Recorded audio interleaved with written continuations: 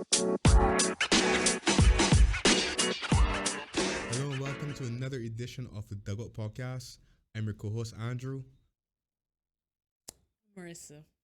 Take very long to respond there, just no weapon. It's contemplating. All right, you know what? I know what's on your mind. So I don't want to, keep you back. I don't want to, give you any further delays.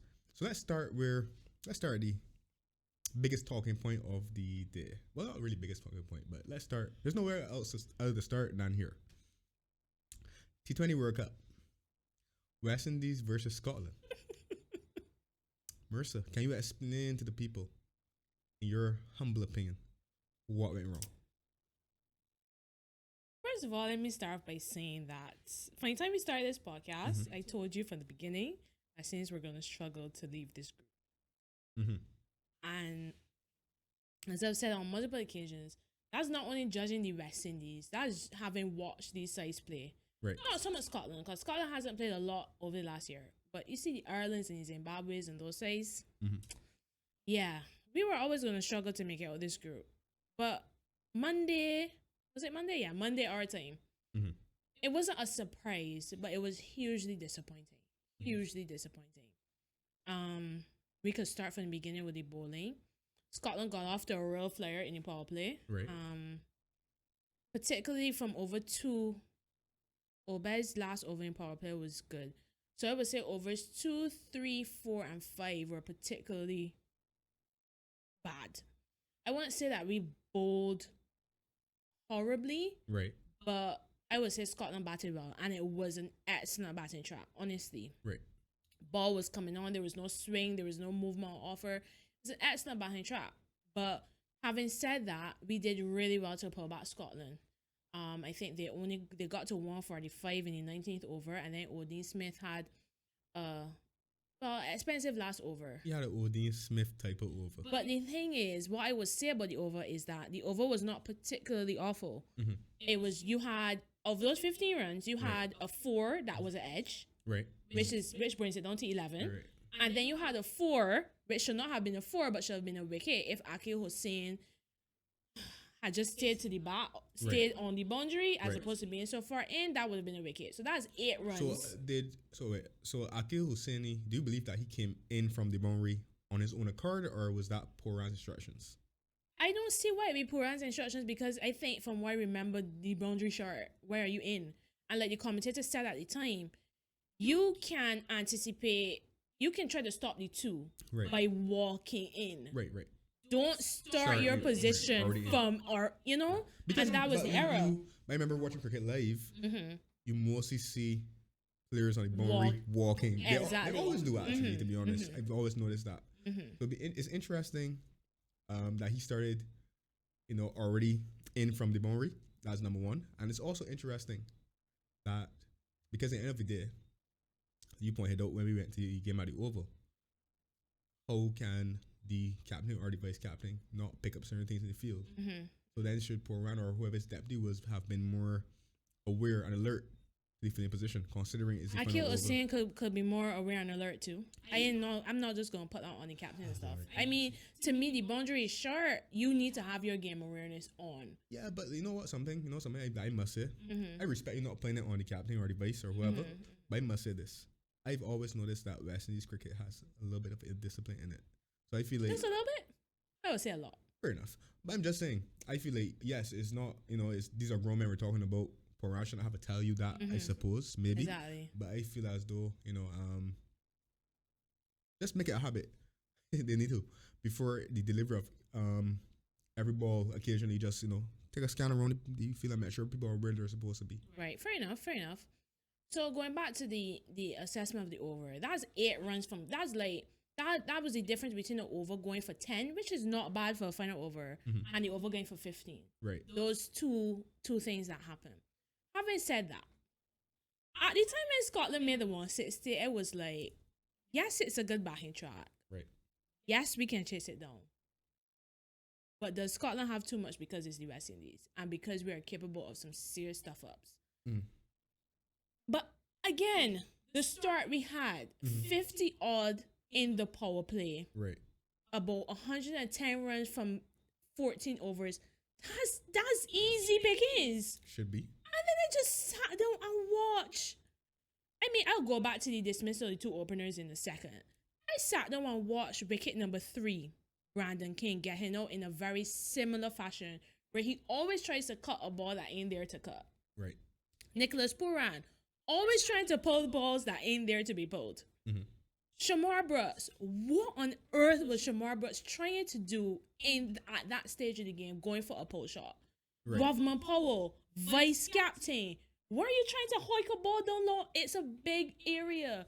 Take some time. I think at that time he was probably batting with, I can't remember if him or Brooks went first. I can't remember. But build a partnership. Right. Build a partnership. Take some responsibility. Okay, the other four batters in the hut. Let me take some responsibility. Play myself in. No, you're going for a base shot. Why? And Aki Hussein, a silly run out. I can't comment on the other batsmen because when I saw when Aki Hussein got run out, I just shut down my computer and went to sleep. Right. I was done. Mm-hmm. And this is after, again, my power nap early on in the night, getting up at 12, hearing rally around the West Indies, which always gets me ready to support the boys. Had a rain delay. Really, really interesting. What is really interesting? I get you in the mood to support the boys.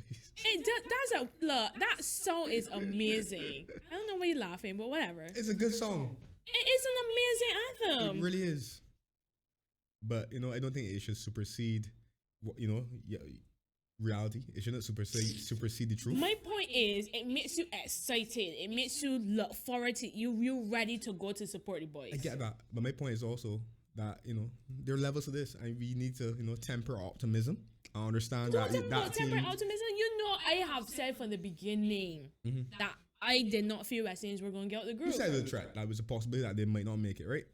But I know. So I was prepared. But you're still hopeful. Obviously, you're a West Indian. You're hopeful. Right, and it's because the anthem, but part of the reason, at least, Anyways, seeing the boys in the maroon shirts and stuff like that. Oh my gosh. The kids look good though. I want a shirt. I didn't want a shirt for the longest time, but in the bar in Barbados, they don't sell shirts. Yeah.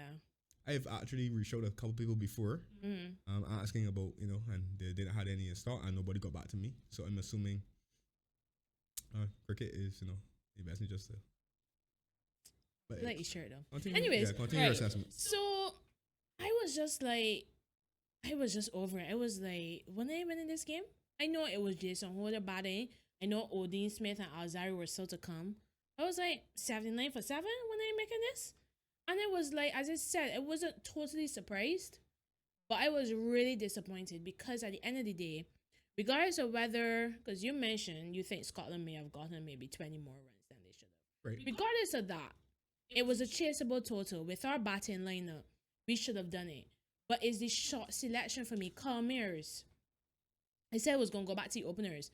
Start with Evan Lewis. He was the second wicket to fall. Again, Ian Bishop said it on commentary as well.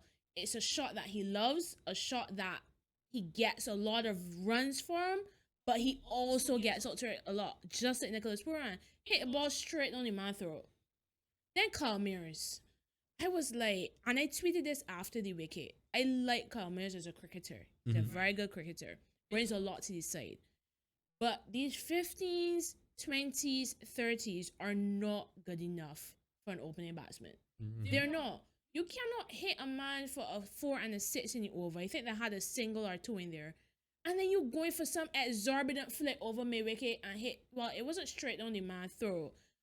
The fielder running back took a really good catch, but the fielder coming in could have still catch the ball. And I'm like, why? We had gotten enough runs off that over.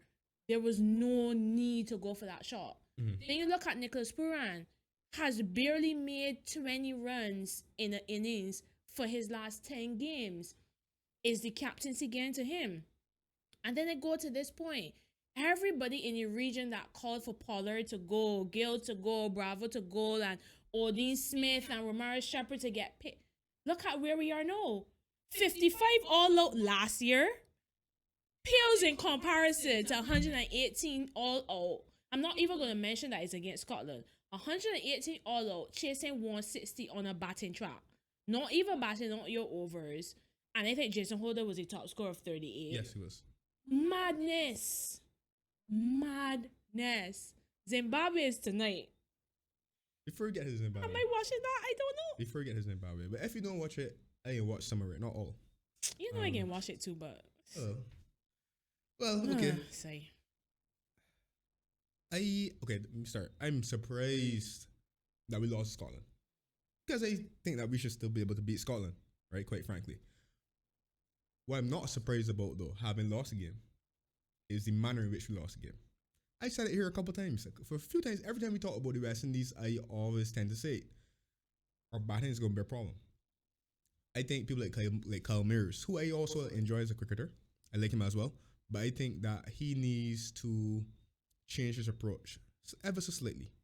And just, when you look around the dressing room or you look around the batting lineup, Kyle Mears, you have to realize that you are essentially the linchpin of the batting, or one of the pillars that the batting is going to stand up upon.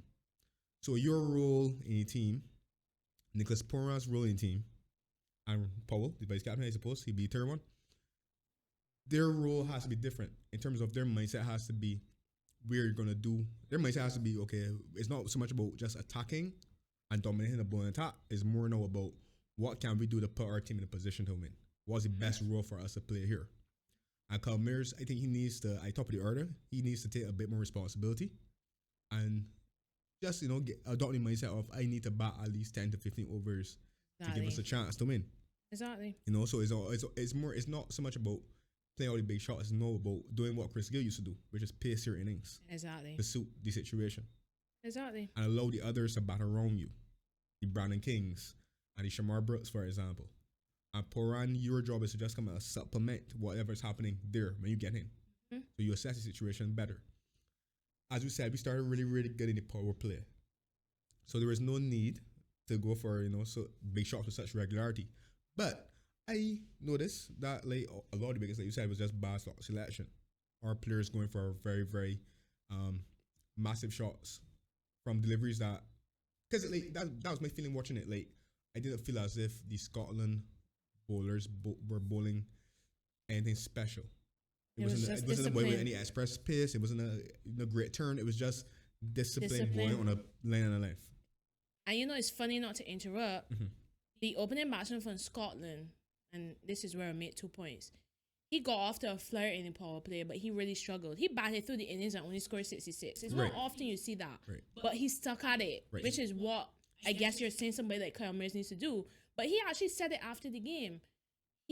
From watching West Indies bowlers and how well they executed in the last 10 to 15 overs, ball a length, hit the topper off. So they knew what they had to do. Right. They came out and they executed it.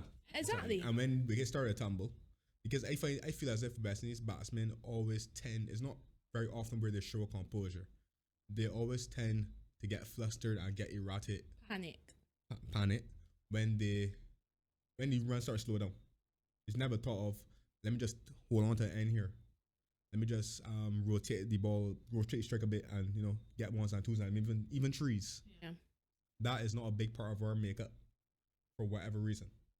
So, it's sad to see, and it's almost like if the guys are not learning, they're repeating the same mistakes over and over again. Like I was really, really appalled by the shot that Pooran played, the shot that Brooks played, the shot that Powell played. It's like and then Hussaini would he really run out. But again, bad communication is like, have you guys never batted together before? Have you guys ever batted before? Yeah. I mean, them is only if they're novices. They're new to the team or what's not. But like I said, Kyle Mears got in the team. It's about 2 years. Kyle Mears was in the team, right? Yeah, about 2 years. So I mean, like, Mears, you're not a new player anymore. You're actually a senior player in the lineup. And it's not only him. People like Evan Lewis too. You've been around for ages. It feels like you need to take more responsibility as well. But I'm just talking about in terms of foreign players to go into the tournament. I expect Kyle Mears, you need to tell yourself mentally, the bowler going to have to get me out, or I'm batting 10 to 15 overs, and if possible, all 20. And I love that statement you made. The bowlers are going to have to get me out. People don't have to work very hard to get West Indian wickets. That is the problem. There's no premium place on their wickets. You just have to slow the run rate down. Or, once the boundaries start to slow down, and the sixes start to slow down, and this dot balls creeping up, exactly, they start to panic, as you said. They start to get flustered, and it's like, okay, we have to, and it's like their mindset almost is like the only response that we can offer is to hit a big shot, to go for a big shot, and they're not even waiting for the ideal delivery to go for that big shot either. Exactly, it's just mad. And I remember I messaged you, I think it was Sunday morning, because Namibia had just thrashed Sri Lanka. Right. And it was like, this is what I'm saying. This qualifying thing is not going to be easy. Right. It's T20 cricket. Anything can happen. Sri Lanka bounced back well. I think it was today. The time zone got me a little thing. I think it was today. So they won against UAE today. But anything can happen. We have Zimbabwe tonight. Zimbabwe are playing really good cricket. Zimbabwe push I think it was India that they were playing really well against in the one-day series. Pushed them right to the brink, almost won a couple games, and that's India. Even though it's not India full strength team, India's second strength team is still stronger than exactly. It's quite good, yeah. I worry for West Indies tonight. I genuinely worry for West Indies tonight that this World Cup could be over before we even cough. As I said before, the good thing about it, okay, West Indies know it's a must-win game. Can't dispute that, right? But the good thing about it is that Scotland play Ireland before. So you go in the game knowing the result. So you're going to have an idea or a picture at least, okay, how convincing would we need to win, right? But that's the thing. We shouldn't be thinking about how convincing we need to win. We should be thinking about just winning. Wait. No. You need to think about that. You know, it's going to play a role. Okay. Right? Okay. Because you said our net. Terrible. Exactly. In the face so in that. No. We would go like bowl out somebody for 30 and chase it down in 2 overs for we to fix we net rate. It's minus 2.1. Right, listen. Point is, we will have a picture. We know exactly. Right. So what I mean by have a picture, because it might not seem like it matters to you, but it might matter. If Ireland beats Scotland tonight, then it means then that, you know, and West Indies was to win, it means that everybody's on a victory and peace. Except Zimbabwe. Well. Zimbabwe won already. Yeah. So everybody won a piece. Yeah. Exactly. So I mean, in those scenarios, it might help, right, to know the bigger picture. Okay, all right, you know, what's the permutations here? Yeah. Good. So that's what I'm saying. That's at least one positive about it. But I do agree with you. We shouldn't be thinking about that. Whatever we need to think about, just simply winning. Now, are we capable of winning? You have a lot more faith in it because you keep on saying with our batting lineup, this and this. I don't look at talent. Well, I look at talent obviously, but I mean, I look at it in terms of, you know, what you prove, what you show on a consistent basis. And quite frankly, the West Indian batsmen have not shown the application, the focus, the consistency, whatever you want to put it. Discipline. The discipline. It's giving me confidence that they can. So when we preview the tournament, for example, and I said, I don't think our batting will fire. I think it would be a case where Poran and Paul Wills and Hetmeyer, had he gone, would have had to come and, you know, give us a little oomph. And we might get occasionally, we might get a 150 and 140 here. If all things go well and somebody bowls really terribly, or somebody has a good batting innings, you might get a 118, 190. But I know something, and the problem with West Indies cricket too is that I feel as though it's very, very rare that they put all 3 facets of the game together, feeling, bowling, and batting. So whatever, you know, when you think you got one problem solved, another one has come up. So what you're saying is we bat first tonight, scored 200 runs, we game bowl terribly and feel terribly. Oh, you mean because seriously, you've seen that happen when we had good totals and the bowlers just come out just one bowl short and one do other nonsense. You know, it's like I just want to blast these guys out because we got a cushion, and then before you know it, you know, palms start to get sweaty, you know, and you know the feeling the pressure. Yeah. And pressure is burst pipes. I don't know if anybody ever told them, but pressure is burst pipes. And West Indies pipe has been continuously bursting and bursting. I don't know. So in terms of against Zimbabwe, my prediction of it, you know what? I'm still gonna back West Indies to get a victory. Not me though. I am fully expecting that tonight will be the end of our World Cup. So next week you coming here to run? No, I tell you, I was prepared for this already. I'm just getting myself prepared. No, the game kicks off at 4 o'clock tomorrow morning. That's in about right now as we're recording. That's in about 10 hours. I'm not gonna watch the entire game. I'm gonna get up and I'm watch and peep at it for like a half an hour, maybe 45 minutes. Go to the gym, come back home. If it's still on, peep at it. It's a little bit more. I still didn't decide what I'm doing yet. That way. My head telling me to go sleep. My heart telling me watch them. And it's Thursday, so Thursday is normally like that. So we will see. And get back home, you know, as I drip my protein. Let's see what's happening. And changes you will make. Oh, to the lineup? Of course, there's always something to change. Actually, you know what? You know the bad thing about it too is that I don't got confidence in anybody coming in that's necessarily make a significant impact. So would I change the lineup? Yes, I would. Well, okay, I definitely want to give Karim a game. I was just that impressed with him against New Zealand. But I might take out Husseini. I don't know. We can't take out the number 10 ranked bowler in the world. That he is? Yeah, And he's literally our best bowler. Well, going dogs, man. Anyway. But he has, he hasn't had a great last few games, but remember he got injured in CPL too. Fair enough, but okay, it's a must-win game. I like to roll dice. You can't drop your best bowler in the must-win game.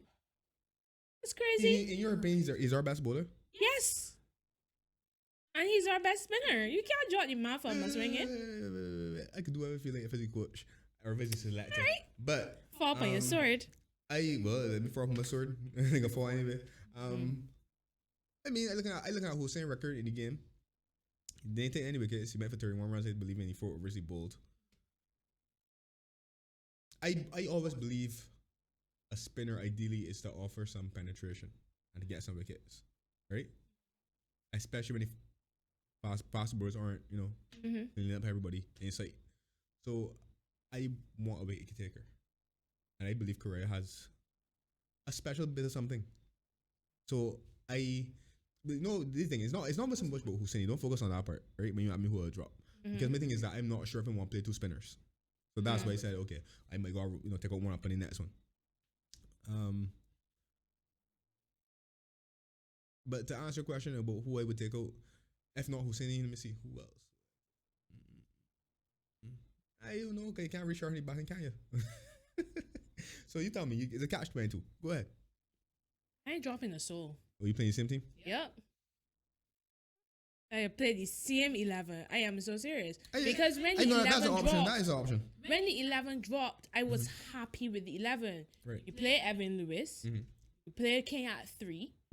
Who ran wicket keeping, so no Johnson Charles. The bowling, solid. I was happy with that 11. Right. So for me, I will not drop any of them. I think that is our best 11. Okay. It really is. I'm going to make a change. I want to see Korea inside. Sorry to say. If Korea comes in, it will gonna be at the expense of a battle. You can't drop Hussein. Which ain't gonna happen. Exactly. Not after gamble. So I guess we will play the same 11 unless injury or in terms of the quick bowlers. Dean. But I would drop him. I'm not saying we'll drop him. But I'm saying in terms of the quickies or the pacers, the pace bowlers. Wouldn't he be the most susceptible to a change? But then we have no power. No power was due to me. But you still need power at the back end. Back end, well, we don't get any back end with any chance to do anything significant. West Indies, boof. I wouldn't make any changes. I would say, you know what? I would do the same because I think we did well. We do the same here after you get bowled for 55 against England last tournament and we still lost the next game. But I would say honestly, look, this is a must-win game. You already screwed up on Monday. Go out there and correct your mistakes. Fair enough. I still would like to see Korea inside. Just saying. I will play Korea, but with Hussein. No problem. That thing. But the thing is that. But then Brooks got it though. My whole problem is that's my worry. As I said, it's not so much that I attacking Hussein and saying Hussein should come with the team. I just want to see Korea in it because my thing is that even if Hussein is not taking wickets, he doesn't really go. He's not that expensive. He's not like Watts Jr. I thought he needs to be go for a lot. So if Hussein is not taking wickets, he might be able to hold up an end. But then you still got Korea, who seems to be more of a wicket taking spinner. In terms of I come in to get people out, as opposed to I just coming to contain. There's spinners that come like that, right? They're spinners. Exactly. I feel like Korea, from what I saw, Korea reminds me more of a spinner who's looking to get someone out, as opposed to someone who's looking to just contain and restrict a batsman. Yeah, fair enough. But But yeah, my 11 staying the same. Right. Well, I make a change and I take out Brooks. I would left in Hussein. Take your expert advice, right? So, I'm sure when next we record, West Indies World Cup campaign will be over. Well, you don't stop. And I will have Listen, a lot you to don't say. stop. Listen. I am being serious. This is what you need to do. You need to go home, sleep. You call it power nap, whatever you want to put it. You should have been a power nap because it's not at 4. So you got a good night's sleep, right? Get up, wash your face. You know what I mean? Turn TV. Listen to rally around the West Indies, fill your pride. And then go there and watch your team and support your team. You know what I'm saying? Tell you, that's what you need to do. You need to start with this. Maybe next game, we'll be over. You need to start with that. I mean, after Zimbabwe is still Ireland preferred, but okay, whatever you say. But have some faith that we going to Ireland game for chance of still advancing in this qualifying round. Faith without words is dead. And West Indies ain't playing. You come here every day. I tell everybody hold the West Indies back, but that faith without words. faith without words to accompany that faith is no faith at all. So when you start with the West Indies batting, glue and leaving you ready? Talk about the batting lineup Because we have a good batting lineup on paper. Who? Paper. Anyways. Yeah, anyways is right. Let me move on. But I think you gotta be successful as a batting unit to be on paper. No, seriously, give me a game or two that West Indies batting lineup has impressed you. I don't want not a batter. I don't want batting lineup. I can't answer that question. Exactly. So I'm on the paper, then I'm on the But paper. I could tell you about the individual players on paper. Right, yes, individual players on paper, but they don't consistently perform either. Anyways. That's the problem. That would have beat the body. To see by 8 o'clock tomorrow morning was up. We will see what happens. Exactly. We will see what happens tomorrow morning. I believe that they can play a better performance though. You have a confidence anyway. I am not confident. I keep telling I am not confident. You're just optimistic. You're just hoping. I was just hopeful, but then after Monday, I'm like, my hope gone, boy. And by playing at 4 o'clock too, that might just ruin my whole day. I can't let that happen. I know we West Indies will ruin anybody day in 2022, but anyway. Seriously. I still love the boys. I love the West Indies too, but no, them got attack with our privilege, man. Yeah, fair enough. That's on the agenda. You think we should go some football? Yeah. Check the big green come out though. What big you talking about? I'm just simply introducing the next topic. Right. That's what I'm trying to do. Right. Follow me. Liverpool versus City. I think we have to talk about that game. Shouldn't it be? You want? So Liverpool handed City their first defeat of the Premier League season. No, it was a really, really good game, I must say. It was. It really, really was. Really, really engaging, captivating game. Mm-hmm. And let me own up to something. I didn't see it coming. I thought City were too good a team against Liverpool in the form that they have been in. And what did your good friend Marissa say? You say a lot of things. What you say? What did you say? Anything can happen in football. Oh Lord, the old adage, not the old cliche. Fair enough. Yes, the old cliche. Because, I mean, okay, we had this conversation where I told you I find Liverpool plays well against City. You disagreed. But when City comes to town, I just find, especially at Anfield, y'all raise y'all game. And honestly, this was the best game that Liverpool has played for the season. It came out of nowhere. Y'all they exactly putting the performances previously to make you be filled with confidence. Because I think after the Arsenal defeat, you was thinking that one was going to hold like 4 or 5 at Anfield. I thought we would lose the game for sure. Here's the thing. Let me just clarify. It's not that Liverpool played bad either against City. But what I'm saying is that I don't remember Liverpool playing against City, where Liverpool were the outright better team on the pitch. Well, fair enough, because they've won some games through their explosive attacking ability. In most instances, but it's never been a case where I felt as though City were outplayed or City. Yeah, that's true. So that's what I meant by I don't think Liverpool ever outplayed City. Right, but y'all raised y'all game for City, and y'all definitely did that. Watching Liverpool on Sunday was almost like watching Liverpool at their very, very best. The pressing, the pace, everything, the confidence, more especially that you saw some players playing with. It was like watching Liverpool at their best. I was very impressed. I just think they had a point to prove. Now, in terms of the performances in the game, like I said, I felt they were a little bit. Like I said, I think for over they were okay against Arsenal. We know how that game ended. Don't need to go over that. Against City, I think it was just. I think Liverpool attacked this right to a certain extent, and I think that the guys carried out the tactics, brilliantly. Right there.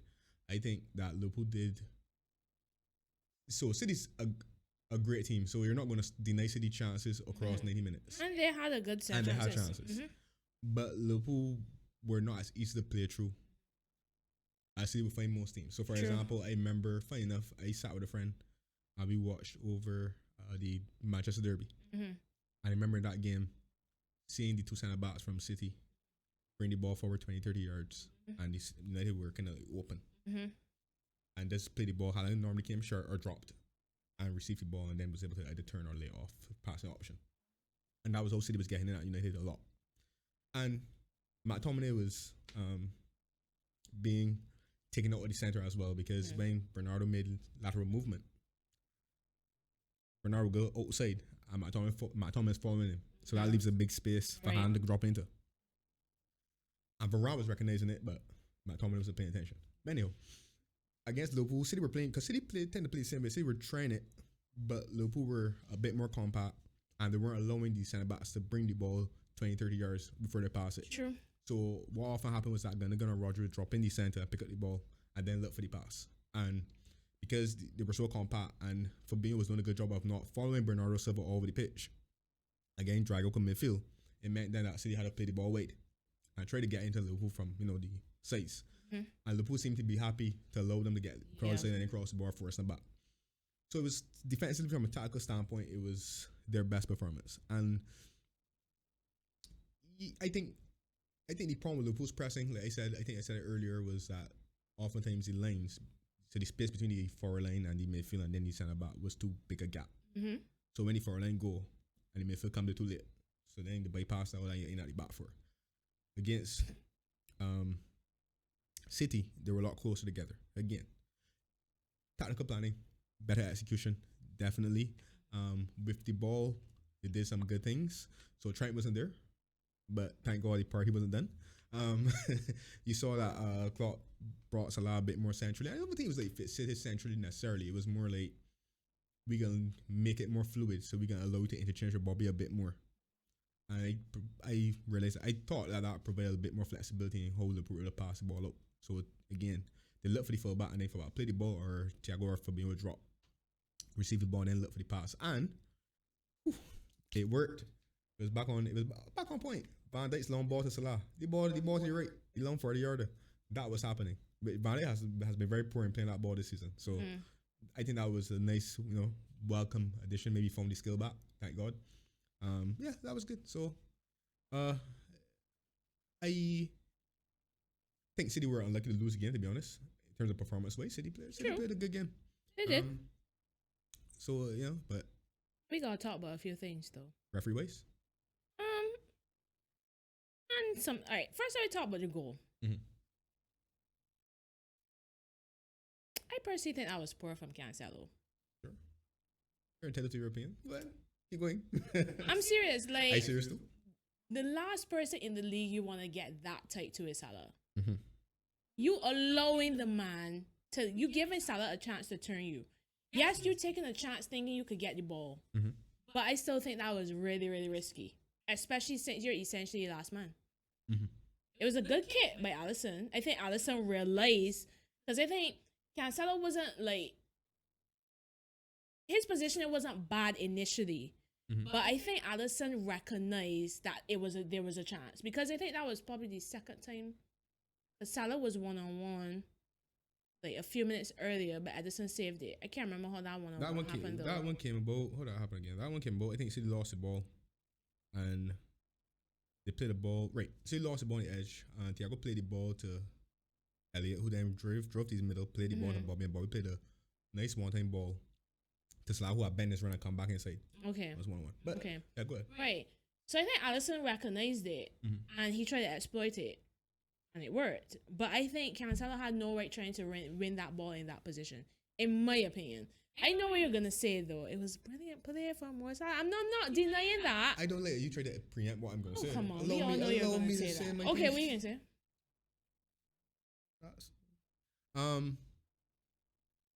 So Liverpool do that a lot though, because we scored a goal like that against Hill a couple of seasons where we someone gets the ball and look for a quick release. Scored a couple goals like that before.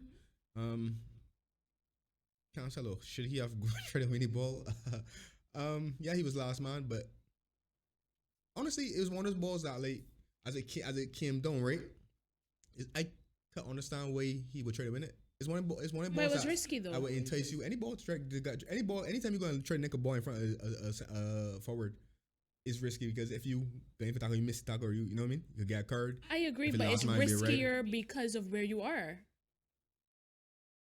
Anytime you're last man trying to win the ball is risky. If you miss it, if you miss time challenge, you could get turned and man in on goal. That can happen. So I'm not gonna. So what people are saying is that he should release him more. Salah drop. And what people is what I say.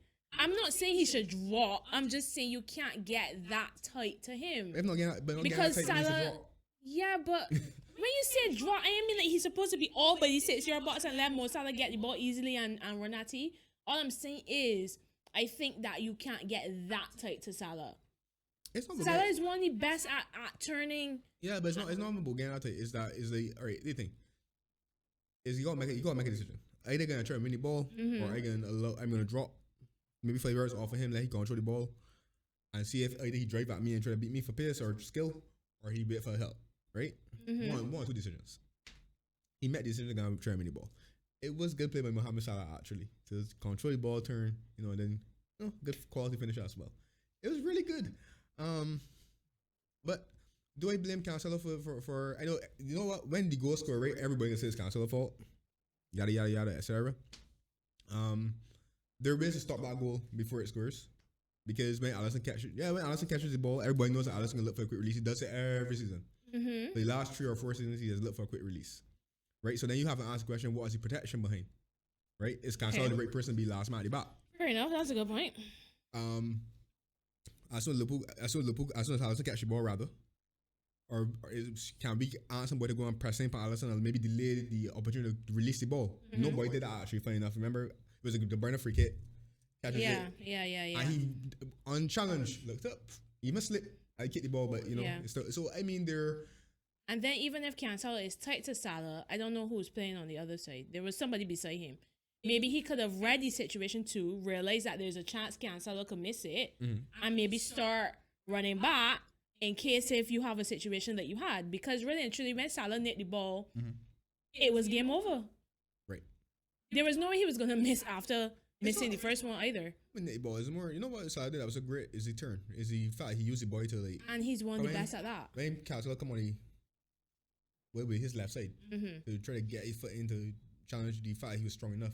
And it's like deceptively strong enough. Turn, use the body really well. Allow the ball to come across him, and it completely attack Cancelo out the game. Unless he can hold it down, drag it down from there and get it right. So it completely take you out the game. When y'all scored though, I just felt it was over. It sounds weird saying that because it's City and they've done so well this season, but it just had that feeling that Liverpool were going to win. There was something about the celebration, and then to me, City didn't really beat down the door after that either. It's similar to how after Arsenal scored their 3rd goal last week, y'all didn't really batten down the hatches City had chances, like I said. But nothing clear cut. The most, okay. Except that cross. They had 2 crosses that Haaland had that maybe could be considered clear cut. Really good chances. They were difficult chances though. It'd be fair to him. And like I said, the one here Liverpool did good. What was the Bruyne's influence in the game? It was negated a lot. It really was diminished because I actually had to ask myself if he was playing. Liverpool denied him the space and time on the ball that he normally would get. They had one time we played really sweet at the end of first half. We did play a nice little cross and Haaland only was able to head it at Alisson. But that was the one. Apart from that, I can't remember De Bruyne really having that much influence on proceedings. So that was good to see. And I keep on saying, De Bruyne, Haaland could take a chance, yes. But De Bruyne is the man complete ball. Yeah. So you got to deny him. You got to stop him. Yeah, he's expert at finding space. So you can't deny for 90 minutes, but you got to at least diminish it enough that the influence isn't as prevalent as it normally would be. True. I want to say something about that before I go to the refereeing decisions because that was talking point apparently. So it was apparently he says. Wow. Right. Before I say anything though, I'm not hyping up Liverpool to do anything. That result changes nothing. They're still a long way. The objective is still the same as far as I'm concerned. Put 2, 3, 4, 5 wins together and get a little bit of momentum. And try to see if we can get closer to the top 4. Beating City with the lead that City had doesn't mean you're back into the race. Anything like that. Take it, for more than what it was. It was just a really, really solid performance from a team on the day, as far as I'm concerned. I don't know whether Klopp said to them during the week that galvanized them. Van Dijk was good. Gomez was good. Gomez was excellent, actually. I noticed that Gomez was excellent. Robertson looked a bit like his old self. Yeah. And James Milner, because I'll be first I admit when I saw James Milner playing right back against Foden, I was like, oh god, they kill poor James. He was alright. He was solid, But remember last year in that same fixture he played right back and Foden had he should get people were saying that he should have gone on a second yellow card. But Foden really give him the run around. So but that didn't happen so much this time. Yeah, so I was obviously pleased with 3 points. But yeah, like I said, it hasn't changed my thinking about Liverpool season or Liverpool's prospects. So I don't want anyone to think that, I'm going to be now going overboard and making some bold predictions or whatever the case would be. Right. You could try to beat me as much as you like. It ain't going to work. Me? I ain't saying nothing. Anyway, I ain't saying nothing. let's get into referee decisions. There were some huge talking points during the game. There was more than one? Yeah. Well, yeah. I only know about one. The City goal. Mm-hmm. I can't remember if there was anything else. Or maybe it'll come back to me. Good. What do you thought on the City disallowed goal? I actually thought they were checking it for the incident with Alisson. Right. I thought that they were going to disallow it because maybe they were saying Haaland kicked the ball out of the hand, which I didn't think he did. I didn't think he did. I don't think Alisson was in control. He of did that ball. exactly. Yeah. So then when I saw it, they didn't even get there and they were looking at a fall on Fabinho. I was a little surprised. Mhm. I watched it a few times. Mhm. Can you honestly say though that Fabinho didn't foul Haaland at first? But you foul Haaland first. Like initially, wasn't there like a slight hand? There, like I don't know if it was the angle that I first saw, Mhm. but I felt as if what's the expression they use in football? Six of one, half a dozen of another. It didn't feel like a blatant foul, is what I'm saying. I felt like they were both tussling. Mhm. They both didn't. Fabinho had hold of him too. Slightly, yeah. At first, So yeah. then, exactly. So then, if he had hold of him at first and Haaland holding on to him, why are you going to give that a foul? And then I saw a comment after about how Pat was saying he let those sort of things go throughout the game. Right. And then all of a sudden, no, because a goal score, it's a foul, which is interesting too. Mm-hmm. So for me, I understand it, but I'm not sure. I don't think it was a clear and obvious error, which is what they like to say. All right, so Let me hear this watching it- unbiased opinion. watching it in full time, right? The first time when but immediately when that incident happened, I was like foul because they thought it was a foul, right? I saw the pull. The game was waved on. City scored a goal, but equally, I said foul because to me it was a foul, but it's one of those that I've seen them, I've seen referee do play on for that before, so I wasn't really, freaking out about it necessarily. The Alisson one, seeing the replay of that one, no, I don't think Right. Liverpool would have had a case if they had checked that one. Right. But if Fabinho won, Fabinho hand went across first because Fabinho came on the other side and put his Right. body in between Haaland and the ball. Right. So then Haaland was like trying to peer over him to see where the ball is to get the ball. So when Fabinho hand came across, his hand would have touched his shirt a little bit, but it wasn't like a full grab. But then Haaland's lower hand had Fabinho's shirt, so Fabinho tumbled over, fall backwards, fall down, or whatever the case would be. It is a foul. Let's say that first. It is a foul. Now, to answer Pep's ire and anybody else who has an issue with it, it's not that the referee said foul, right? Remember, the referee allowed the game to play initially. VAR's job is to check for any potential fouls in built-up goal, whatever the case to be, which VAR did. So Okay. VAR sees the shirt pull and tells the referee, okay, that is a foul, right? Or go and have a look for yourself. The referee goes and have a look. No, the question is not whether or not it's a foul. It's a foul. The question is whether or not the referee, in his mind, is saying, I'm allowing, that's not a real foul for me, I'm allowing it to play ahead, or I'm going to call it back.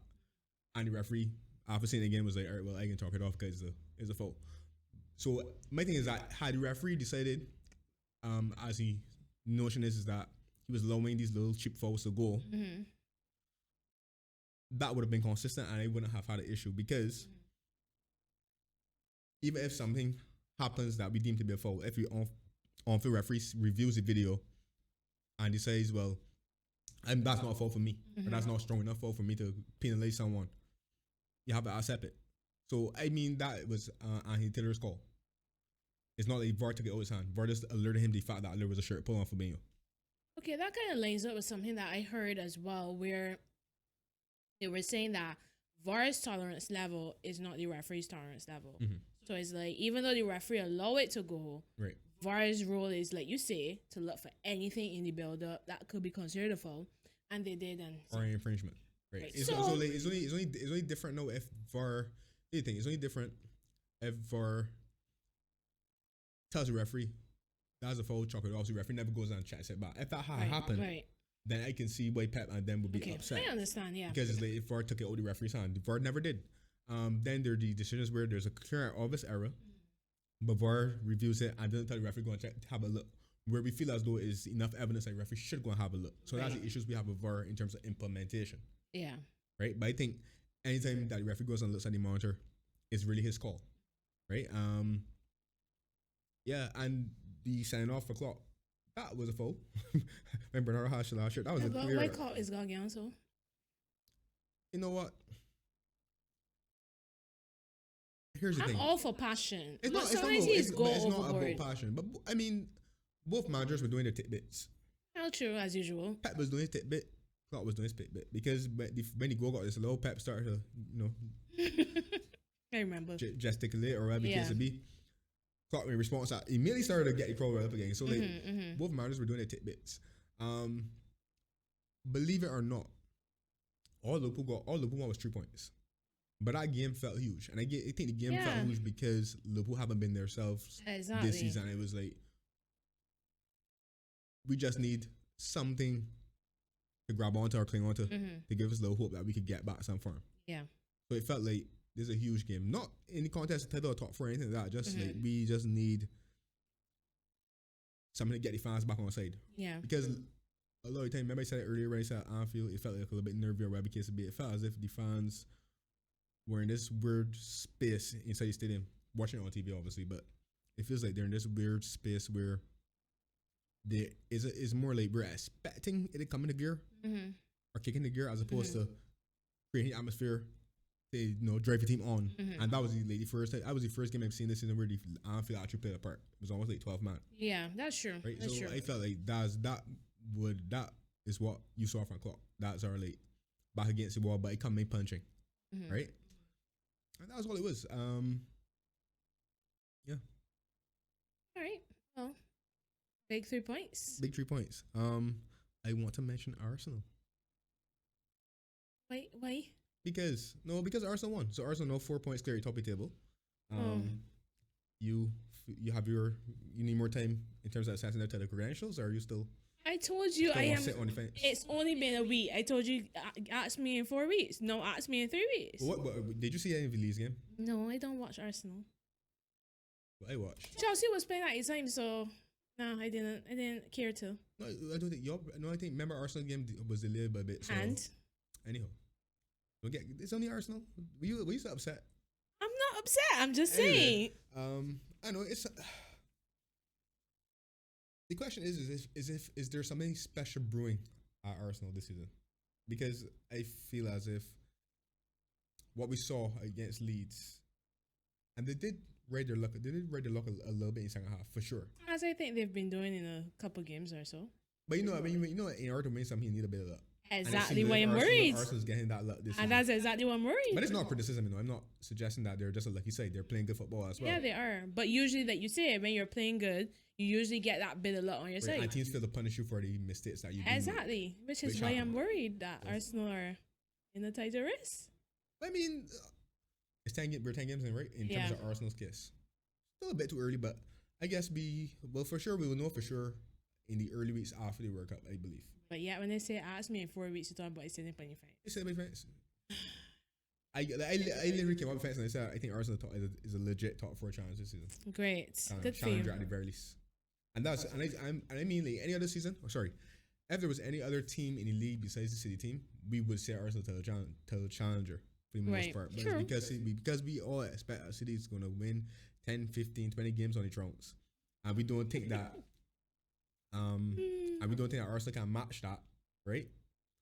And that's only because we haven't seen it from this Arsenal side. That's the only reason that people are a little bit reluctant to, label Arsenal title challengers this early. But they are.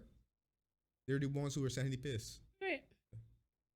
And we have to give him credit. And you know what, Arsenal fan come for me the other day, so I have to say something. So that's where you slip in this little segment that wasn't planned. Of course. Anyways, listen. I'm moving on. I have to show the people that I'm objective. You mean you gotta show the people lies. Right, anyway, so shall we do Premier League predictions now, or are we getting wait till the? Let me go wait the very end. Okay, cool, no problem. So we have Karim Benzema won the Ballon d'Or yesterday. Well deserved, I feel. Yeah, for sure. I was happy for him. Yeah, it was. I have no dispute. I'm surprised. I am surprised considering Mane was runner up. So I'm surprised you didn't come in here and say justice for Mane. Nah, Mane. No, listen. It's the individual reward, but I do feel as if team success plays a role. Definitely. Right? No, or at least it should. It should. Now, granted, Liverpool won trophies last season, but they missed only 2 big ones. No, that wasn't Mane's fault though, right? I don't think it was Mane's fault. We didn't win Champions League. Right. But you can't argue against Benzema. The vital goals that he scored for Real in that CL run, the importance of La Liga. 15 goals in the CL. That's amazing. And especially when you consider that the thought was that, without some of the big players who might have left Real or what's not, that you didn't necessarily expect it. So yeah, because we had Real right off early. Exactly. Yeah. And they didn't start Champions League campaign last year. I think they lost their first game or something like that. Yeah. So, it was quite a turnaround and led by him. Yeah, as talisman or what's not. So key in both La Liga and the CL. And I can't complain with Mane because Mane finally got the recognition he deserved, because they had years gone by where Mane should have been top 3 ever since. True. And I won't put my boy Sadio in the top 3. But this year I'm happy that he got 2nd. Yeah. Who came 4th? I know Salah was 5th. I think Lewandowski. Lewandowski came 4th? I think so. I know De Bruyne was 3rd. De Bruyne was 3rd. And if I was about to add that, I just wanted to find out who was 4th so I don't want someone like an idiot. But let me check them out now. But I genuinely felt that I don't know, nothing against De Bruyne. I think De Bruyne is a fantastic footballer, but for me, I think City won the league. Right. Yes. But I just want to know the weight that is placed on trophies and individual performances. De Bruyne has been an excellent footballer for years. Right. But I just sometimes wonder if because he's De Bruyne is why he places so high sometimes. Not that he doesn't deserve it. Right. But if team success has this big weight, City only won the Premier League and they only won it by 1 point. Right. So I just have my question marks over that sometimes. Yeah, Lewandowski was 4th. Cool. Right, because like my only qualms about the top 3 was that I'm not sure if I had De Bruyne at 3rd. I might have had that the other way around. I have Lewandowski because he had a great CL as well. Exactly. That's my thing too. Is like I just sometimes question it sometimes, like whether or not name goes into this more than anything else. Right. That's why I'm happy to see somebody like Benzema win it. Right. So yeah, I thought it was well deserved. Mbappe was 6th, Courtois 7th, Vinicius was 8th. I mean, I think there's a shot for Vinicius to be higher as well. I think he was also key to Real Madrid last year. Luka Modric was 9th and Haaland was 10th. Okay. Well, Benzema. What does Harry Kane do to come 21st though? I'm not going to get him that with you. But I'm very serious. I know you were. And I'm avoiding the plague. Did he win the Golden Boot last year? No, he didn't. No, he didn't. Son placed higher though than him. Son was 11th, which is deserved as well. Right. But what does Harry Kane do to get in the top 25? Tottenham ain't win nothing. He ain't win nothing from a personal standpoint. But again, I just think some of these positions are due to name. Yes, I would agree with that to a certain extent. But yeah, I'm happy that Benzema. Not happy that he won, but I'm happy with the results. He won. Yeah, happy with results. I don't. When I say I'm not happy that he won, it's not like hating on him. It's just I don't back France. I don't back Real Madrid. I understand. I have no personal connection towards it. I'm happy for him though. I think it's well deserved. I'm more happy for my boy Sadio. Of course you were. My name, man, a champion. Senegal, Africa Cup of Nations. That was seriously, man had an excellent. Yeah, he did. Season. He did. Salah as well. Finalists in the Africa Cup of Nations as well. Yeah. And that goes back to my point. Salah and Son shared the Golden Boot in the Prem. Liverpool won 2 trophies. Runners-up in the Premier League. Runners-up in Champions League. Salah got to the final in African Cup of Nations, so runners-up there. why is Kevin De Bruyne higher than him? That's my thing. It's like, again, this is not hating on anybody. I love De Bruyne. I think he's a fantastic footballer. But I just think sometimes these people that just put people in rankings because of who they are and don't factor in everything. Personally, Salah would have been third for me. Or fourth. Because, as I said, Lewandowski had a great season as well. So, that's my thought. Fair enough. All right, so our last topic for tonight before Premier League The predictions. sack race. Sack race, as you so Do not kill me. appropriately put it. Oh, gosh. Yeah, so who do you think? Because I mean, there's a lot of talk about Steve Cooper going, Another Steve going. Stevie G going. Who's the other one? Rogers. Brendan Rodgers, who probably should have been gone already. It's amazing But that he hasn't, though. who do you know, if you were a betting woman, who would be your who would your money be on for the sack? I would say, just based on what I am hearing in terms of people sounding out managers, probably Gerrard. But in terms of who should go, all of them. I just kidding. I'm not an advocate for anybody to lose a job, but I think there's an argument for all of them. Rodgers, Leicester are bottom of the league. Right. That is mad. Right. They had a great win against Nottingham Forest, and 4-0. You thought, okay, maybe turning point. Was not a turning point. Right. Spoiler. They lost to Bournemouth. Right. Then Nottingham Forest goes back to a point you made at the beginning when we started this show. Why you 10, 11, 12, 13, 14 players and only got one win for the season? Drew 0-0 today with Brighton. They didn't even have a shot in the first half. Not one. Lingard has been right. He started today, but your £200,000 a week signing right in the bench. I don't understand it. I mean, you have teams like Norwich that are criticized for not spending enough when they come up. Right. But is there an argument that they spent too much? Okay. Before we go any further, let me start with Brendan Rodgers first. You know what? I have been a very, very harsh critic, very passionate critic sometimes of Brendan Rodgers. Oh, we know. But I don't think Brendan Rodgers is a bad coach, you know. He's just not tier 1 or tier 2. He's more like tier 3. I agree. He's like Conference League level, in my opinion. I agree. But to be fair to Brendan, it's not so much, because I believe that even if Brendan stays there for the season, I think Leicester will get out of relegation trouble. It's more the sound bites that Brendan gives that's giving him a problem right now.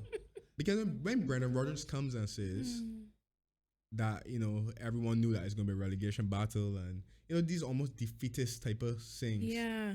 That ain't good enough. this is a team that won the FA Cup 2 years ago, and that was not all the place. And this is a team with quality players as well. Yes, you have not invested, but you have Leicester do not have the worst team in the league. And also, let's not forget, it's not even about the FA Cup. 2-3 years ago, this was a team pushing for top 4. Final day of the season with a chance at qualifying for Champions League. Yeah. So I know they've lost some players, of Fofana and Kasper Schmeichel, for example. They've lost some big players, yes. But I don't think that they should be where they are. I don't either. And definitely not. As Sam Jordan so eloquently put it, Brendan Rodgers sounds like a politician. And what I mean, I think what he means by that. But he always has. He always has, exactly. Because I saw Tris Facade eventually at Liverpool, where, no, seriously, Brendan Rodgers says the right things that you expect a manager to say. He's very, very diplomatic in the way he speaks. But then when you spread it all out, you raise just a bunch of hot air, a lot of fluff. Yeah. Rodgers, but like I said, what is worrying for me, if I was a Leicester fan or just as a observer, is just the fact that the comments that he makes are defeatist in nature. Yeah. There's some very, very strange things to say. And it doesn't do much for the confidence of the side either. Exactly. Because it's like, as a player, you think, so you're trying to say that that's the best we're going to do this season? Like, exactly. Well, I know they didn't say anyone, but there's still Patson Daka, there's still James Madison, sorry. Johnny Ndidi Evans, so they're, I think he may be injured, but I think he's there. You got Iniacho, you still got Vardy, you have good players. Harvey Barnes is a decent player. Yeah, exactly. So this 20th place is not where a side that has those sort of players in it should be. Yeah, I would argue that Leicester should be top half. Yeah, top comfortably. 10. Exactly. So we'll see where this goes. The Leicester right now, from club's point of view, are really, really, we're giving him some faith. Yeah, they really are. Surprised he's still there. Giving us a lot of trust. So who they play next? Who do they play next? Leeds at home. Leeds on Thursday, and then Wolves away on Saturday. So winnable games, I would say. I would argue. I mean, Leeds will be tough, but Wolves in the spot border as well. So Wolves struggling too. Yep. So they do on paper, well, yeah, those are winnable games. I should say, and we will see where it turns. The other person mentioned Steve Forest. Cooper on Forest. I said it. I said that it's very, very, because I know from experience when you sign 7, 8, 9, 10, 11, 12 players, and they sign 14. That's very, very difficult. That's almost like signing a new team. That's almost like signing a new squad. Yeah. You also have factoring as a newly promoted team, the players who got you to the party. Or you obviously had like with some of them, but the ones who remain, how do they feel about the fact that you just ship them out, a nucleus, a group of players or whatever, and then even give them a chance. Yeah. So it's not that you shouldn't sign anyone. Yes, you sign players, and then also like some of these players that they sign were expensive signings and not necessarily people that we are aware of or have some sort of like big reputation as well. So it's like J Links. Did you get what about J Links? Did you get duped into signing some of these players? I actually saw Serge Aurier was playing for them. I was surprised I didn't even see that signing. Yeah, because he came on a free, obviously. Something like that. Yeah. But Jesse Lingard and the whole Jesse Lingard debate, like, but you know what? It serves them right though. You want to know why? Because the fact that y'all decided to take your checkbook and write that contract for Jesse Lingard or what's not. I just no disrespect to Jesse Lingard. I think Jesse Lingard is a Premier League level footballer, but you made Jesse Lingard seem like the hardest free agent in town. You made him seem like if you were signing, I don't know, Neymar or somebody of that ilk. Yeah. Man has been riding the bench and was probably one of the first subs today too, I think. I mean, mad. At the same time though, you could put the blame on Forrest for sending him, but come on. Full England international, Manchester United legend, I'm just kidding. Okay. What are you kidding? Play for Manchester United, right. Play for West Ham, 2 big clubs in England. Mm-hmm. As I said before, full England international, you gotta step up though. On 200K a week, you have to step up. It's difficult because, all right, you know what? I know I get on him sometimes, right? But let me make a case against it. For anybody that went to Forest this season, you were essentially playing with a new team. You said you signed 14 players, and if you could sign more, you'll probably sign more than 2. So I mean, regardless of how great your talent is or what's not, that's going to take some time to bed in, And was there a plan when you signed all these players? Is it almost like you said you might have signed quantity over quality, and that's never a recipe for success. Exactly. Because is there a plan? Did you, do you have a clear way of playing? Do these players fit into that clear way of playing? And all that stuff. And like I said, are there fractions in the dressing room? Because I would imagine, I've never been in a dressing room myself, but I can imagine that if I'm a part of an 18 that got us the Premier League, got us promotion for the first time in God know how long, at a team like Forest, at a club like Forest that is a traditional big club in England, or at least at one point in time. And yes, we understand that some players won't make it. Some players might have been loaned from other teams and might go back to their parent club. Some players might have done well and somebody else might sign them. Yes, we get all that. But to sign 14 players means that you would have had to, let a lot of people go. And not giving people who would have been a key part in that run a chance at being in the Premier League. But you know what's scary is that they have one win this season. That was the opening day, right? Exactly. That is the scary thing for me. And I watched them. That was against West Ham, right? Yeah, I watched that game. Yeah, I watched it. West Ham should have gotten something from that game. Yeah, I think but Forest still played decently in the game. Right. I felt. So to see not having a win since then has been surprising. But like you said, there's so many factors to consider about what's going on in the dressing room. Is the team united? Is the team behind him? I doubt it. Yeah. And it's like, I don't know who won Forest, but were all these signings his signings or were these signings are forced upon him? I have no idea. But you know what? We'll see. We'll see how that plays out. Third candidate in the SAT race, Stevie G. Right. Yeah. Aston Villa played well on Sunday against Chelsea. I heard they did. Yeah. But you know what? I have my theory on that first goal that you all score? First goal. No. Before you get there, let me address Villa because I know exactly what you're gonna say. I know I could just predict you here. So predictable. Anyways, You don't feel so? Anyways, I again like Leicester think that Aston Villa is not a side that should be in the bottom half and Right. close to relegation zone. It should be in top half. They have a very good squad in my opinion. They have some talented forwards. They have decent defenders. Really? They have decent defenders. Yeah. They have decent midfield as well. Yeah. So for me, the butt has to stop at Gerrard. He's not getting enough out of these players. But has to stop at Gerrard. Yes, he's not. These players are too good for Aston Villa to be 16th. Yes, they were unlucky. I thought that they deserved more out of the game against Chelsea on Saturday, but that's just one game. Other games they've been poor this season, honestly. So what is going on behind the scenes?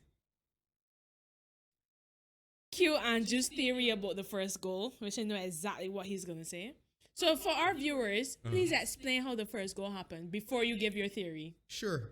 If I could explain how the first goal happened, right, I would. But I can't explain how you got to do. I honestly can't explain how Tyrone Mings got that had to do. You try. Tell me if you explain it. All that happened was, I think it was Chilwell played a lofted ball into the box, and Mings mistimed his header, and instead of How we call it? Clearing his lines, he ended up heading it back into the danger zone for Mason Mount to stroke it into the net. Wait. I just want to ask you. Seriously, I want you to answer. If you could. If you don't want to, that's fine. Right? But seeing how Tyrone Mings jumped for the ball, correct? And the direction in which his head moved when he had the ball, or when he attempted to head the ball. Can you explain? And I assume that you study sciences at school. I sure as hell didn't. So maybe you will have a bit more knowledge of this than me. Never played football, so I can't understand the Can you- mechanics please, of that header. I do not know, You don't and know. I am Okay. not. But didn't it seem very, very bizarre that how it happened? Like he had. Most weird own goals are bizarre. But no, you can explain. You can explain. Oh, But it came off the on wrong assist. part, the wrong part of a knee. You know, something like that. You know, it had a weird bubble. Can we stay to talk about Gerrard as opposed to your fantasy No, stories it's not a about? fancy story. I'm not saying. Like, I'm just saying that the nature of the mistake for the first goal is very, very strange. Let me just say that. All right. You know, let me just. I'll leave it there. Okay. I You don't leave want it to. there. I don't want to cast any, disparaging remarks about anybody's professionalism. Yes, you shouldn't. So I'll leave it there. Yes, you should. Let me focus on Gerrard now. The reality is, right, is that Stevie took over the team. I should say Gerrard. Gerrard took over the team when they were.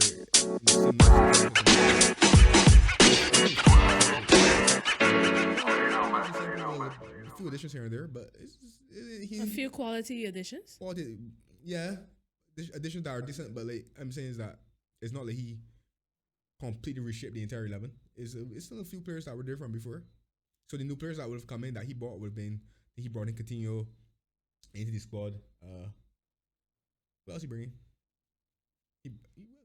He bring a left back, the guy from Everton, Digne or something like that. Coutinho, right? Brandy centre back got injured early on. Right. So he's brought a couple players, but it's not like he's done nothing first. So what I'm saying is that the reality is that is it really Gerrard or is it these players because they were in the same position on Dean Smith, and Dean Smith is not like a complete buffoon as a coach either. He's a coach who demands a lot. We cannot question that he has that demeanor. I think we both said that they shouldn't have sacked him anyways. Right, I didn't believe that they should have, but you know. So what I'm saying is that is it really Gerrard or is it just the mentality of players? And we know that there is friction in that squad. It's clear. There's a little bit of friction in that squad. You know. Do I think Gerrard needs to lose his job? No, or deserves to lose his job rather? I do not. I think Gerrard will warrant a few more games. I think so too. Yeah, but you know what? For the one, Saki. So out to the three. Who I think will go first? Yeah. Cooper. I think Cooper will go first, followed by Brandon.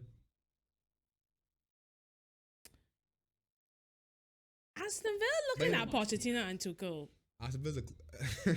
So I think Gerrard going first? I think based on what I am hearing and reading in the media, he might go first. You know what? I ain't made this statement. Especially if they lose on Thursday to Fulham. Okay, He's definitely gone. Oh boy, I made this statement. That's really, really premature, Aston Villa. But congratulations. But when you say most manager sackings are premature, except Ole. I wasn't even thinking about that. Anyway, so I can leave that alone. But in terms of Gerrard, like, I feel like English football just like to embarrass TV because it's a real seriously is a huge indictment on Gerrard that he can lose his job before Lampard. But Lampard has actually turned around Everton's form. Oh. Everton has one of the best defenses in the league, mind you. What position everything? I'll find out. Anyway, Because you always got. When you say turn around, Everton are actually ahead of Villa, by the way. That's okay, but that does not mean turn around either. But the point is, I don't see what you think Lampard should be fired before I didn't say Gerrard. Lampard should be fired before Gerrard. I say it'd be indictment if it happens. You always got me Because everything I a believe Lampard that versus Gerrard is debate. a better coach. What is your problem? Oh my with gosh, that just like how he was a better player. Of course he was. Wow, here we go. Only when you watch football through blue tinted lenses, you think otherwise. And But only when you watch football through right tinted lenses, you think otherwise. listen, You know what? I am not doing this. you could do it. I'm not letting you bait me. Listen, a blind Nope. Stevie Wonder stuck in a basement because see a Gerard's a You know better player what? than Frank You Lampard. know what? Maybe Just we should saying. have a poll. Sure. Listen, Mitch. Nonsense. Nonsense what? But anyway, You are so. That's what I mean. You know, it's so fascinating, right? Mm-hmm. That we have literally transcended the Lampard versus Gerrard debate into You- a Reese you versus have. Trent thing. As far Because as I'm concerned, that is not even a debate. I know But anyway. we debating between Reese and Trent. Who's we? You, You too? not me. You think that Trent is a better player than Reese? That's what I think, but that's not. I don't come and debate it. I don't get Ray Van say, well, man, let me debate this today. You had a whole debate on CL final day. Because y'all were talking, and I gave my opinion as to why Trent is better. But it wasn't like I started that debate. Y'all started that debate. Y'all You know want what? to have I'm that not doing debate. this. Y'all want to have that I debate. am not doing this with you. You will not bait me tonight. I ain't been here. Anyway, Time for some predictions. before you go on to predictions, so Villa are looking at Poch and Tuchel's potential replacement for Gerrard. Yeah. Mm-hmm. That's premature. I think so. But that's in too. business. Because I can guarantee I you, don't think they can get either. I can see Poch going there. I could see it. I can't. Wait. I don't think so. I think Poch will manage a CL team or at least a team in Europe. I can't see Poch going to Aston Villa. I can tell you why. Aston Villa's a big club in terms of stature. I think it's in a big enough market, right? And it has a rich, what people call rich European history as well. Is a club that, yes, it hasn't done great things over the last decade in terms of where they are, but it's a club that potential is there. And I can't see Poch going there. If Poch, go ahead. I think Poch waiting for the Spurs job again. These Conte to Juventus rumors are not leaving anytime soon. But listen, Conte that anywhere outside the Spurs can continue to rummage on because Exactly. Because So I think Poch will wait to go back to Spurs. That's my opinion. okay, I can't see Tuchel going to Aston Villa, but I can see Poch going to Aston Villa. You see. I can.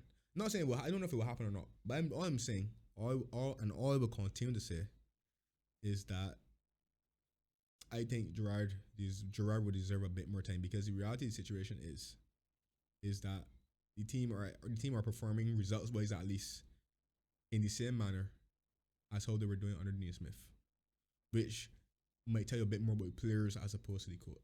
Fair enough. Fair point. That's all I would say. All right. So we have midweek and weekend fixtures. So I think we should talk about we predict the two fixtures of the Big Six over the next few days. Sure.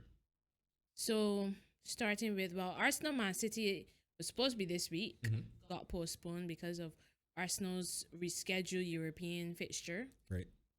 So both of those teams are only playing one game this week. So we start with Liverpool versus West Ham. Y'all play West Ham tomorrow at home. Mm-hmm. And then Forest away on Saturday. West Ham at home. I'll go to woman at home. I don't know if that'll happen though, but because like I said, that win against City doesn't necessarily prove to me that the team has turned a corner or anything like that.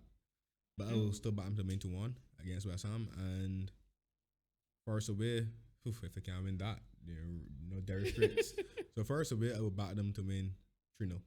Okay, those are my exact predictions as well, actually. Cool. Tomorrow as well, Chelsea away to Brentford, and then oh gosh, let me left that for last. Chelsea away to Brentford tomorrow.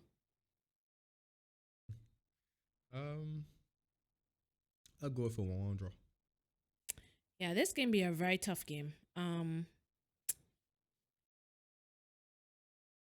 we got some injury issues. Mm-hmm. I would say 2-2. Okay. Man United at home to Spurs tomorrow as well. That's tomorrow? Ooh. Oh, indeed. I'll go with a 1-1 draw.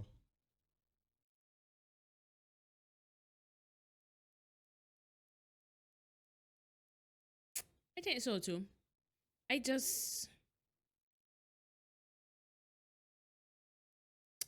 think so too. I can't really see either of these teams winning this game, to be honest. They hit you a blank against Newcastle. I didn't watch that game though. Or watch any highlights. How was it? Newcastle were good. Mine were okay, but I felt it seemed like Newcastle were prepared to have a goal, which was surprising to me. Not to me. They've been playing with confidence. Yeah, but I expect them more to come, and take back. Yeah, a little bit more. They seem to, as the first half meant were on. There seemed to be more ambition from Newcastle to go and take all 3 points. But Man, you had chances. I would say Man, you had a really, really good chance to win the game at the end that Rashford missed. So wasn't that Fred? Because I saw something online. He missed one too, but Rashford missed a header. Okay. In literally the 89th minute or so, that would have won the game, obviously. But I think for me, I thought watching the game a draw would have been fair. Yeah, I think 1-1 sounds like a result that could happen tomorrow. Man City Brighton on Saturday morning. I see he 2-0. I'll go with 3. Okay. Arsenal away to Southampton Sunday. That one first. Yeah, this can be at least 3 or 4-1 to Arsenal. Okay, so Southampton really that bad? I haven't seen them for the season though. I haven't seen them since. Of course, that game be the one game you watch. You know, right? I don't know what I'm gonna get from Southampton, so I go in with Arsenal form. So 3-1 or 4-1. I'll go 2-1 to Arsenal then. Okay. Spurs at home to Newcastle. I know where you're going with this. For Tottenham 2-1 win. I think Newcastle game win this 2-1. Interesting. I do. I really do. All right. So the one that I left for last. Right. Chelsea at home to Manchester United on Saturday. Yeah. What time that game playing? 12:30. That's funny. So, Chelsea at home to Manchester United. You know what? I think Chelsea win the game 2-1. What? I know why you said that. Why you say that? I got belief in Graham Potter as a coach. You know I like Graham Potter, right? I know, but I mean you hate Chelsea. I don't hate Chelsea. No, just hate me. No, I like to fret you. I don't hate Chelsea. I don't hate you, obviously. I fret you. I like to make you miserable. And I think that you enjoy the same, reaction from me from time to time. I neither confirm or I deny that. You don't have to know. But I think you'll win 2-1. I believe that Potter's Chelsea, I believe that y'all will play a game of football that will give Man U challenges. So I don't feel it'll be a case where I could see y'all win that game 2-1, just personally. I think y'all will play an enterprising, attacking game. So like I seen Potter and I seen Potter Brighton and I seen Chelsea and I just like, all right, So I expect y'all win 2-1. At least, or maybe draw, but I don't think you'll lose it. So go ahead. I genuinely don't know. When's the last time I've beaten United? Our last few meetings have just been draws. Except that 4-0 against at Old Trafford on the first day of the season, and those were the days. I genuinely don't know what's gonna happen in this game. I think I like the look of United under Ten Hag. They're not perfect, but I think as well with our injury issues, Kante is out for 4 months, Reece is out for 2 months. I think is especially, and then having played Brentford, which I know is going to be a tough game in midweek. I don't know. It really depends on. Potter is going to have a challenge. He needs to rotate in these 2 games. You can't play a huge London derby against Brentford in midweek and then probably play the same 11 against Man United. So it's going to be difficult. My heart wants to say 2-1, but I don't know. I genuinely don't know. Okay. But we go with my heart. You go with your heart? Yeah. So your heart is saying 2-1 and your mind is saying what? Probably a draw. Oh, well, okay. But I can't see us drawing 2 games in a row, and I think we'll probably draw against Brentford in midweek. So I don't know. All depends. Okay. Fair enough. Well, I'll leave it to wrap up this week. I think I've said enough. So This has been another episode of the Dugout podcast. Join us next week to see if West Indies are still in the T20 World Cup. That the only thing to join us for? Yeah. Yeah, if you want to hear Marissa's rant next week, I will not rant. Join us. She can rant. She come here. She'll be fuming. I will not. Go tell us. I will not. I'll be calm and I'll be composed. But West Indies. Yep. Okay, you gotta keep a straight face until LA. Anyway, Ever. join us again next week.